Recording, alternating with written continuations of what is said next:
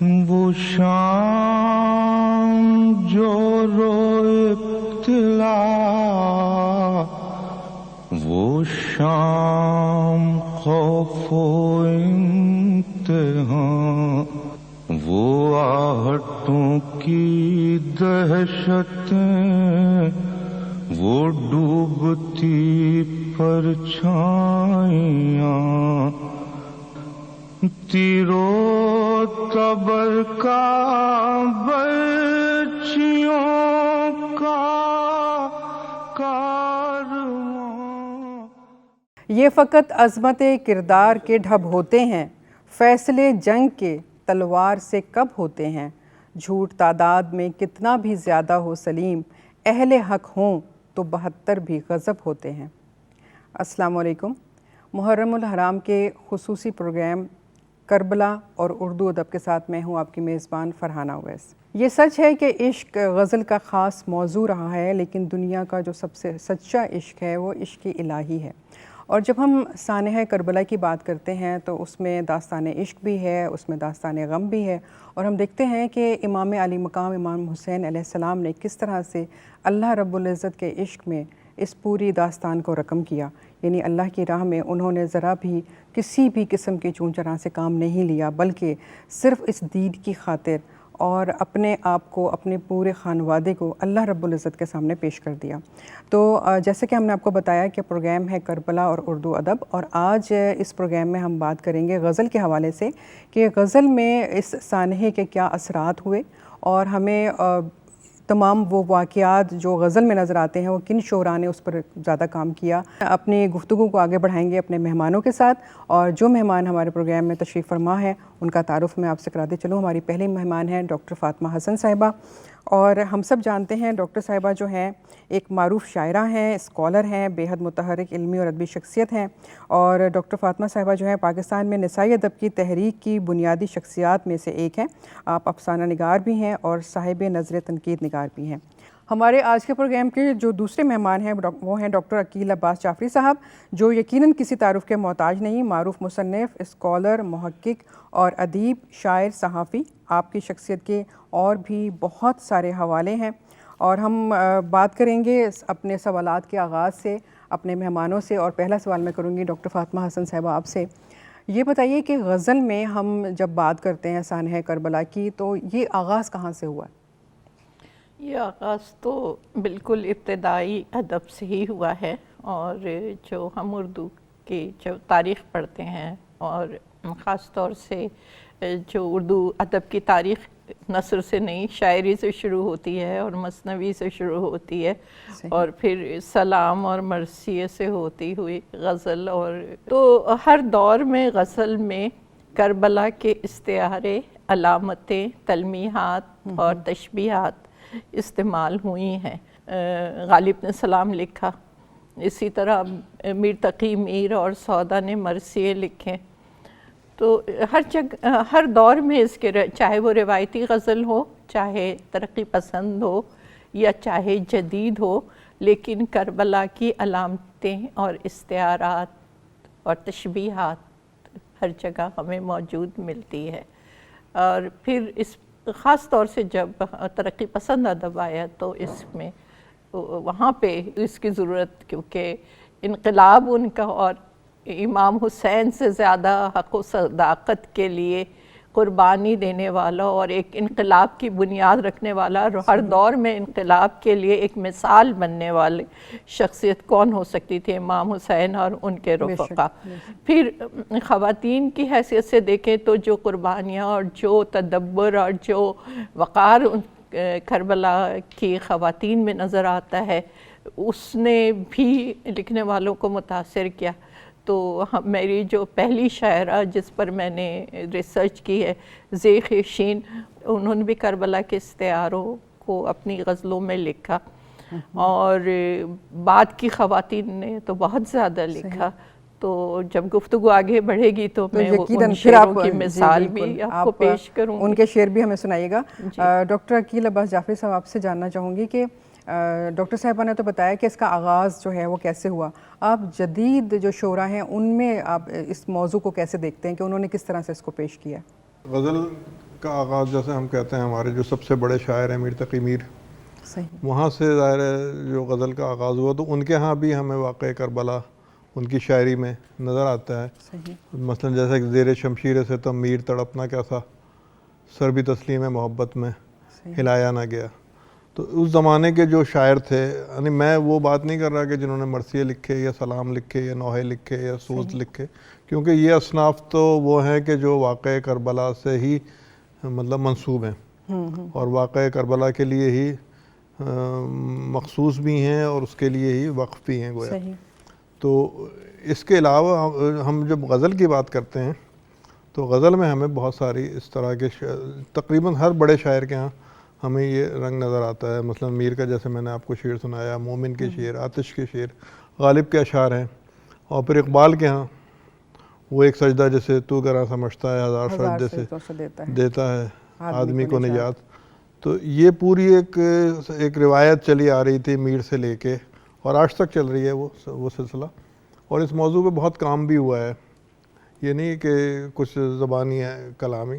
مثلا کہ اردو میں ایک کتاب لکھی گئی سب سے پہلے 1942 میں خون شہیداں کے نام سے.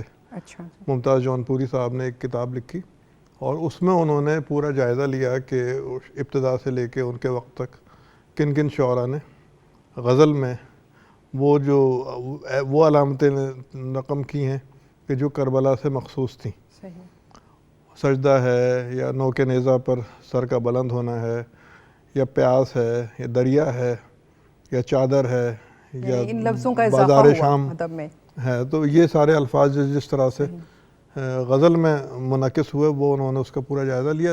پھر اس کے بعد یعنی جب پاکستان بننے کے بعد ضمیر اختر نقوی صاحب نے اس پہ کام کیا، اردو غزل و کربلا ان کی کتاب آئی. ادھر سے گوپی چند نارنگ صاحب کی کتاب آئی ثانیہ کربلا بطور شعری استعارہ. تو وہ بھی ایک اہم کتاب ہے. اور وہ کتاب تو نہیں تھی، وہ انہوں نے لکھا ہے کہ میں تو ایک لیکچر میں نے تیار کیا تھا کہیں کراچی میں ہی دینا تھا ان کو، جو بعد میں پھر انہوں نے مزید اس پہ توجہ دی اور کتاب کی شکل اختیار کر گئی. اور اس موضوع پر پی ایچ ڈی بھی ہو چکا ہے. اچھا، عباس رضا نیر صاحب ہمارے ایک اسکالر دوست ہیں، لکھنؤ یونیورسٹی کے شعبہ اردو کے سربراہ ہیں. انہوں نے اس موضوع پر اردو غزل اور علامات کربلا اس موضوع پر انہوں نے پی ایچ ڈی کیا، جو ابھی شاید وہاں سے بھی نہیں چھپا اور پاکستان سے بھی نہیں چھپا. لیکن یہ کہ وہ تھیسس میں نے دیکھا ہے اور بہت ہی عمدہ کام کیا ہے انہوں نے اور بہت ہی شاندار کام کیا. اور ابتدا سے لے کے آج تک وہ جتنے بھی شاعر ہیں ان کا انہوں نے ذکر کیا ہے. تو ایک بڑا کام ہے جو انہوں نے اس کو جی ایک جگہ پہ ہاں اکٹھا سمیٹا کیا. ہے انہوں نے. صحیح، اب جو آپ نے سوال کیا کہ عہد حاضر میں کون لوگ ہیں، تو اگر ہم عہد حاضر کے علاوہ کچھ ایسے شاعر بھی لے لیں کہ جن کا انتقال ہو چکا ہے پچھلے 40-50 سال کے جو منظر نامہ ہے اس میں جو شاعر تھے، مثلا ایک بہت اہم نام ہمیں نظر آتا ہے عرفان صدیقی صاحب کا. وہ لکھنؤ میں رہتے تھے اور انہوں نے کئی کتابیں لکھی ہیں جن کے کلیات میں نے مرتب کیا سخن آباد کے نام سے. اور اس میں اچھا ایک تو مجموعہ اس میں ہے ہوائے دشت ماریہ، واقعہ کربلا کے علامات کے ساتھ انہوں نے جو شاعری کی ہے. تو وہ تو ایک طرح سے سلام بھی ہیں اس میں، منقبت بھی ہیں اور اس طرح کی چیزیں، مناجات بھی ہے.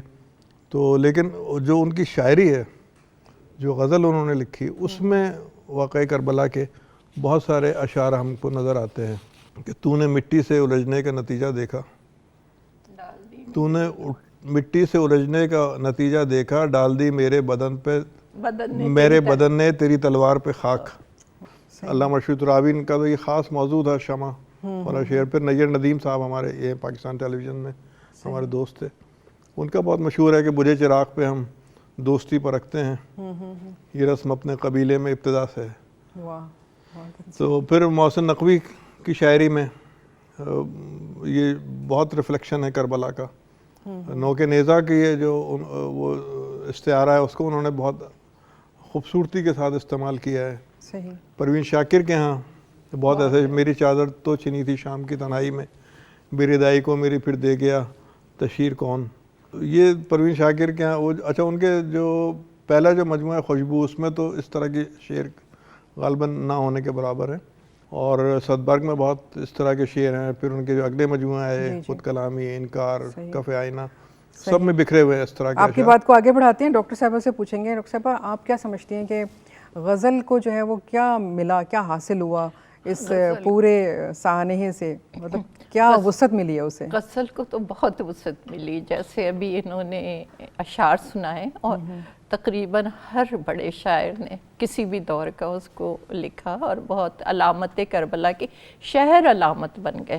اب میں آپ کو عرفان صدیقی صاحب کا انہوں نے حوالہ دیا، میں ان کی علامتیں اور دیکھیے اور استعارے دیکھیے۔ میرے بازوئے بریدہ کا اشارہ بھی سمجھ، میرے بازوئے بریدہ کا اشارہ بھی سمجھ، دیکھ تجھ کو میری بیعت نہیں ملنے والی۔ اب یہ بازوئے بریدہ اور بیعت، پھر دولت سر ہوں سو ہر جیتنے والا لشکر، تشت میں رکھتا ہے نیزے پہ سجاتا ہے مجھے۔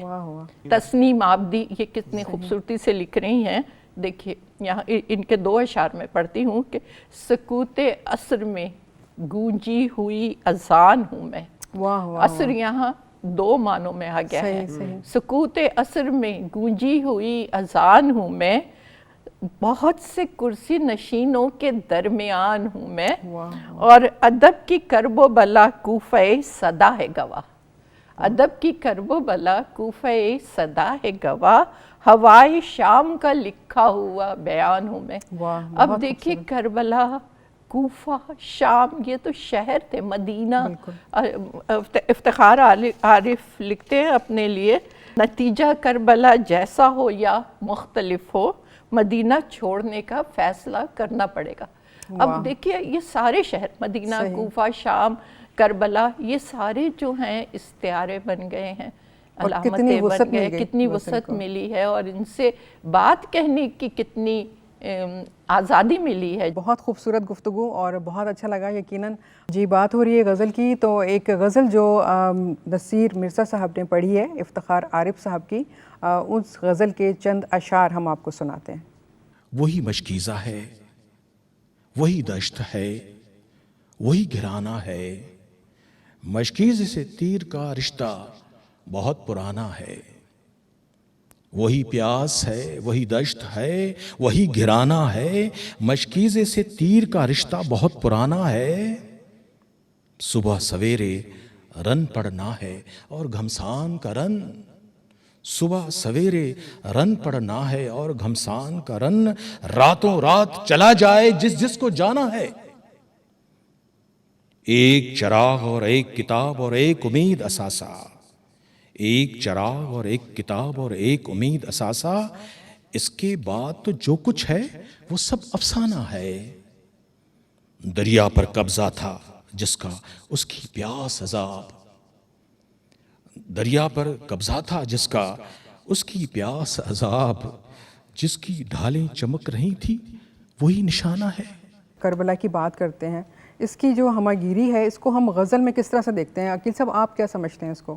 دیکھیے کربلا کے تعلق سے بہت سارے استعارے ہیں، صحیح، اور مثلا جیسے ابھی انہوں نے افتخار صاحب کا شعر پڑھا، اب اسی بات کو دیکھیے عباس تابش نے آگے بڑھایا ہے کہ ایسے تو کوئی ترک سکونت نہیں کرتا، صحیح، ہجرت وہی کرتا ہے جو بیعت نہیں کرتا۔ واہ بہت خوبصورت۔ اب یا پھر یہ کہ انجم خیالی کا ایک شعر، اذاں پہ قید نہیں، بندش نماز نہیں، ہمارے پاس تو ہجرت کا بھی جواز نہیں۔ واہ بہت اچھے۔ تو اگر میں اسی بات کو بڑھاؤں ڈاکٹر صاحب آپ سے پوچھوں کہ یہ جو ہم ڈائریکٹ اور انڈائریکٹ چیزوں کو لے کے چل رہے ہیں اور غزل میں جو ہے اشارے بھی دے رہے ہیں، ہم اس کو کہیں پر کھل کر بھی بیان کر رہے ہیں، تو غزل میں آپ اس کو کس طرح سے دیکھتی ہیں؟ دیکھیے اپنی زندگی کو، پوری زندگی کو لوگ غزل میں کربلا کے استعاروں سے بیان کر رہے ہیں۔ جیسے ہماری شاعرہ ہیں شاہدہ حسن، بہت معروف شاعرہ ہیں اور بہت اچھی شاعرہ ہیں۔ اب ان کا شعر ہے زندگی کا دشت بھی ایک دشت کربلا، واہ، ہے زندگی کا دشت بھی ایک دشت کربلا، اس سانحے میں روح جہاں دیکھتی ہوں میں، اس سانحے میں روح جہاں دیکھتی ہوں میں۔ تو کتنی وسعت انہوں نے دی ہے۔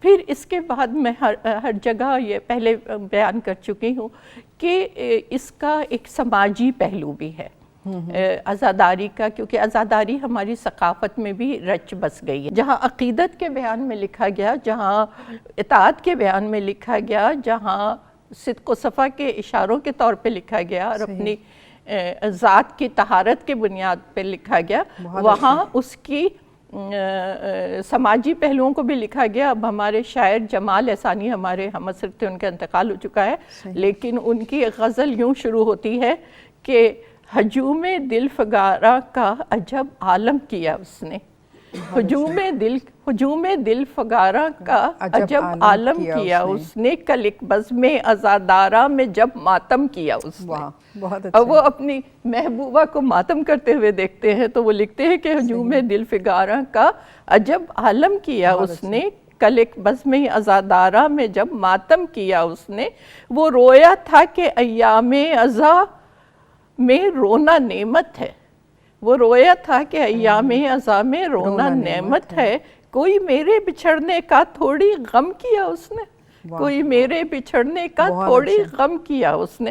تو یہ جو ہیں ہمارے شعراء نے کتنے شیڈ دیے ہیں کربلا کے واقعے سے، کتنے مضامین نکالے ہیں، اور بہت سے مضامین اس سے نکلے ہیں۔ خود علامہ اقبال کی شاعری دیکھ لیں یا آج کے شاعروں کی شاعری دیکھ لیں تو وہ موجود ہے۔ بے شک اسی سوال کو آگے بڑھاتی ہوں عقیل صاحب آپ سے، کہ جیسے آپ نے شعر چند سنائے، کیا جدید شعراء میں بھی اس طرح سے ایک اثر انگیز قسم کی شاعری نظر آتی ہے کہ جو دل کو چھو جائے اور جس کو سن کے جو ہے آپ کو لگے کہ آپ اس واقعے کو دیکھ رہے ہیں؟ بالکل، یعنی آج کے دور کے شاعر جو اگر ہم 2-4 سال پہلے کی بھی دیکھیں غزل تو اس میں ہمیں ایسے شعر منعکس ہوتے ہوئے نظر آتے ہیں کہ جیسے خواو رضوی کا ایک شعر ہے کہ میرے جوہر کھلیں گے خیر و شر جب ہوں گے سفارہ، میرے جوہر کھلیں گے خیر و شر جب ہوں گے سفارہ، مثال حرم ابن سعد کے لشکر میں رہتا ہوں۔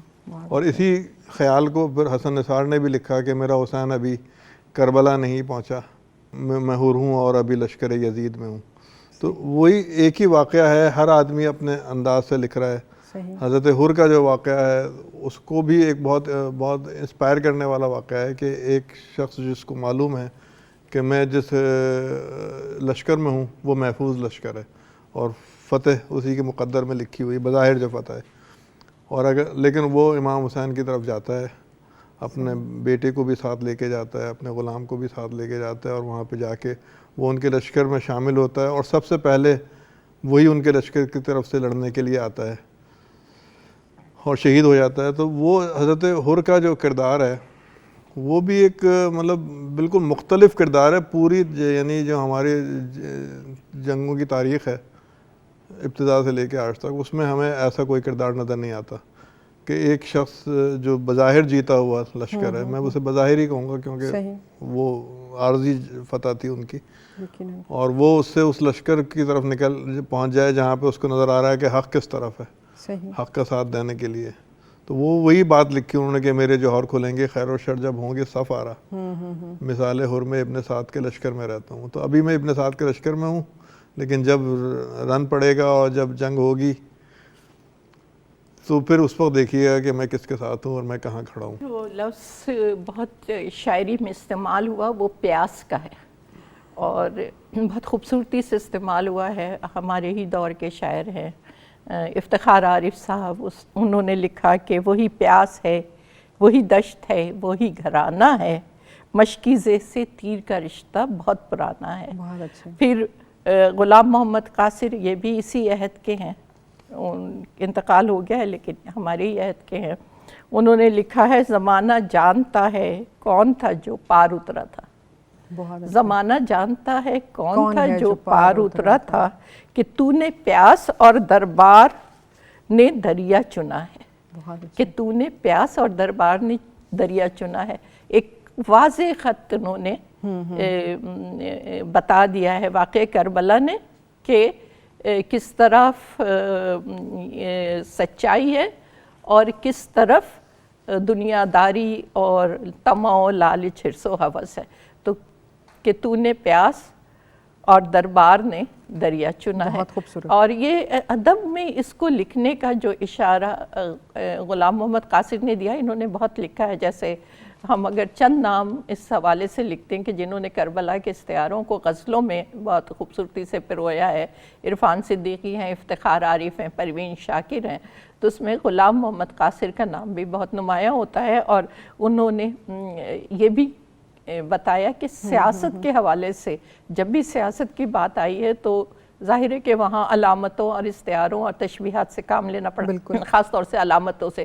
تو وہ لکھتے ہیں کہ سیاست کے اندھیری رات میں ہم لوگ رکھتے ہیں، سیاست کی اندھیری رات میں ہم لوگ رکھتے ہیں وہ شمع جن کو آتا ہے بعنوان ادب جلنا، وہ شمع جن کو آتا ہے بعنوان ادب جلنا. اب انہوں نے کربلا نہیں کہا، لیکن آپ کا ذہن جو ہے بالکل بعنوان وہ شمع جن کو آتا ہے بعنوان ادب جلنا.